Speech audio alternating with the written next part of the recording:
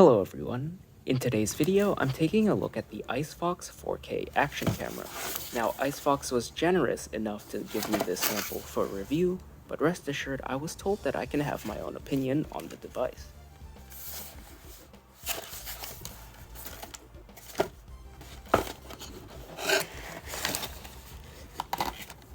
Inside the box, you get the camera, 2 batteries, and a ton of accessories, which are always nice if this is your first action camera. The manual has some mounting suggestions, as well as a complete list of everything included. Here is a closer look at the device. Up front next to the lens is this approximately 1-inch front-facing screen. It's rather uncommon when it comes to these budget action cameras and very nice to see. On this side, it charges via USB-C. Again, that's pretty modern, because most of these budget action cameras charge via micro USB. Obviously, you have a screen here. Now on the top, because there's no room on the front anymore, now this is your power button and your OK button. On this side, you have your up and down buttons, but this one is now your mode button. Microphone/speaker is over here. And finally, on the bottom, you have a tripod mount, very nice, and a sliding battery door. To turn on the device, you just press and hold the power button.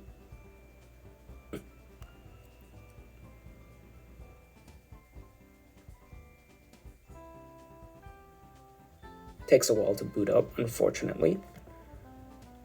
Now, if you press down, this takes you to your settings. Obviously, you can adjust those if you want. If you press up, which is your mode, you switch between your available video modes. It's got the usual slow motion, time-lapse, loop videos. I'm going to stick to normal video for now. Pressing and holding the mode button will switch to the front screen.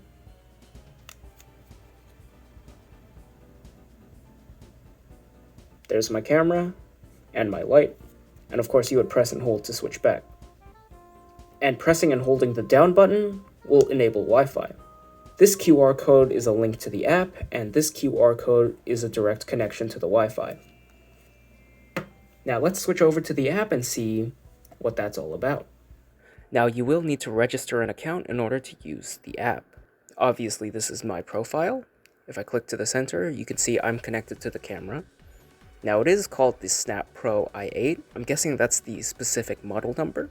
Settings-wise, you can adjust all the settings, but of course, these are all available on the camera. You of course have video settings as well. Of course, you can select what you're trying to record, photo, video buttons. I can look at the media on the SD card. So I can enter a live preview. Now what makes this app stand out is the fact that there is an inbuilt video editor. And here I am in a timeline.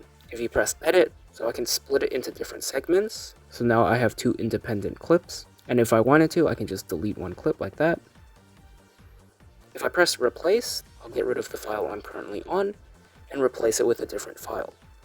Now mask is where, if you want to have this effect, you can certainly do that. You can adjust the aspect ratio, and if you want to, you can adjust the horizon as well.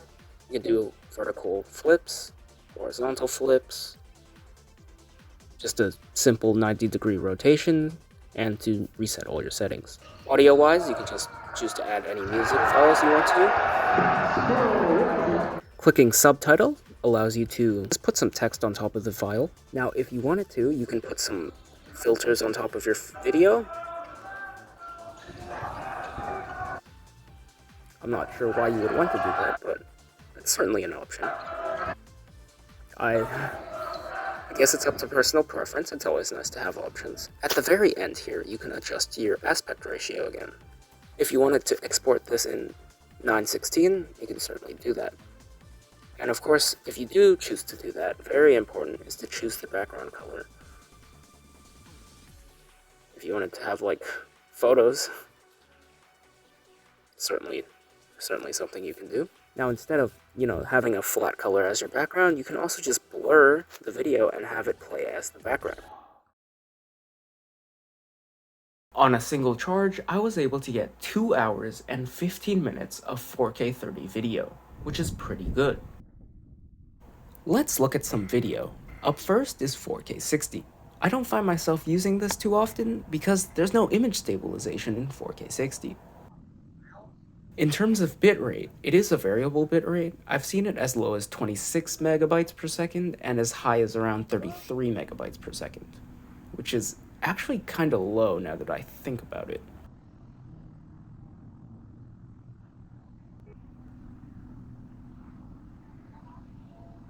Here is a direct comparison between the 4K 30 and the 4K 60. And if I were to do a 4 times zoom in, you can see that they are pretty much identical in terms of detail.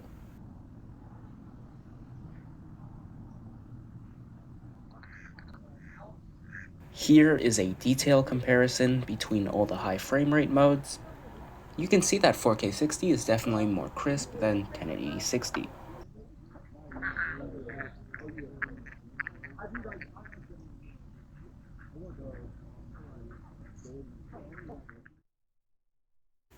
Last up is the frame rate test, where I play back the video at 1.6% speed, and if all goes well, then it should be playing 1 frame per second. You can see that 1080 60 passes this with flying colors, while the other two high frame rate modes are a little more middling.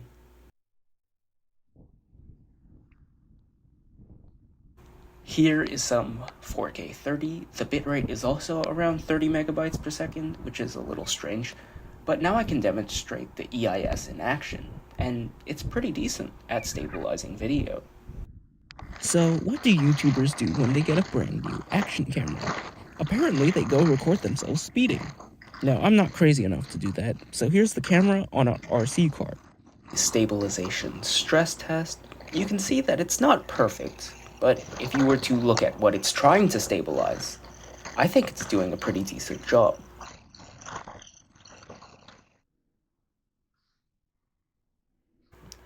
The camera doesn't really hold up too well in low light, which was to be expected.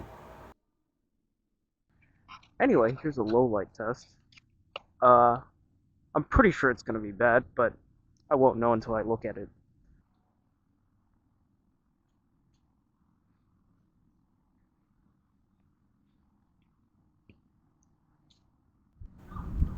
It would be extremely long and boring if I talked about every single mode, so here's just all 4 main modes in a side-by-side comparison.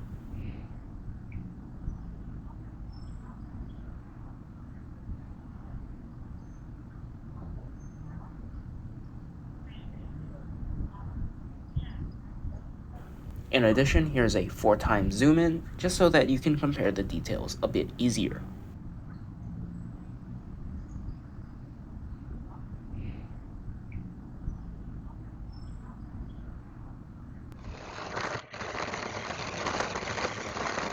Moving on to 1080-60, this is the mode that I use the most often.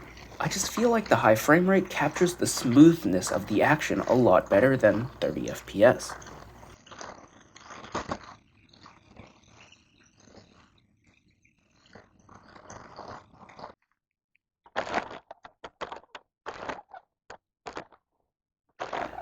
Now, as it is an action camera, I have had it dropped a couple times, a couple light drops, and it is still fine to this day.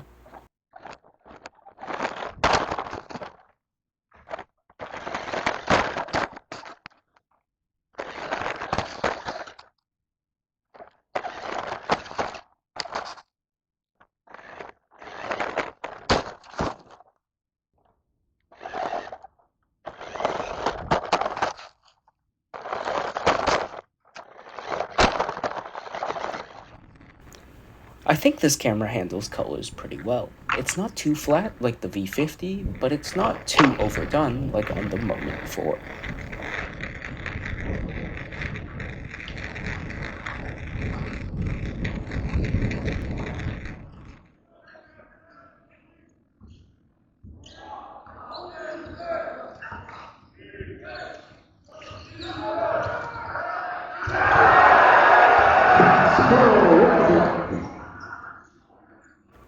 Since it is 60 FPS, you can always still slow the video halfway down, and it'll still look pretty smooth.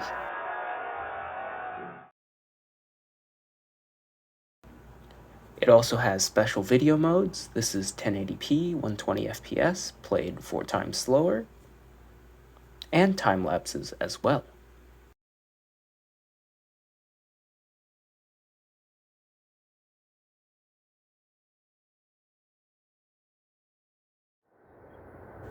The camera does have a weird quirk, where the timer on the clip isn't exactly accurate.